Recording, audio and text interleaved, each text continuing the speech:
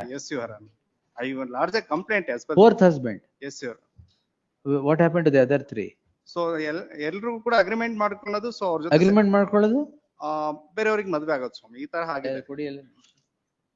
So one produce the document, Your Honor. How do you demonstrate fourth husband? As per the information getting, Your Honor, even a large. Who gave you that information? In local lights, Your Honor. Localites. ಅಂದ್ರೆ ಅಲ್ಲಿ ಮನೆ ಹತ್ರ ಇದ್ದು ಅಂತವ್ರು. ಮನೆ ಹತ್ರ ಇದ್ದವರು 3-4 ಮದುವೆ ಆಗಿದೆ ಇವ್ರಿಗೆ ಅಂತ ಹೇಳಿದ್ರ? ಅದಕ್ಕೆ ನಾನು ಕಂಪ್ಲೇಂಟ್ ಕೂಡ ಕೊಟ್ಟಿದ್ದೆ ಸ್ವಾಮಿ, ಪೇಜ್ ನಂಬರ್ 22. ಈ ಬರೀ ಹಿಂಗಾದ್ರೆ ಆಗಲ್ಲ, ಸ್ವಲ್ಪ ಮೆಟೀರಿಯಲ್ ಬೇಕು. ಅದಕ್ಕೆ one document I produce, Your Honor, page number ಯಾವುದು? 19. ಒಂದು ಯಾವುದು? 19, Your Honor, page number 19. ಏನದು? ಅದು dissolution of agreement, Your Honor. ಒಪ್ಪಿಗೆ ಯಾರ ಜೊತೆಗೆ?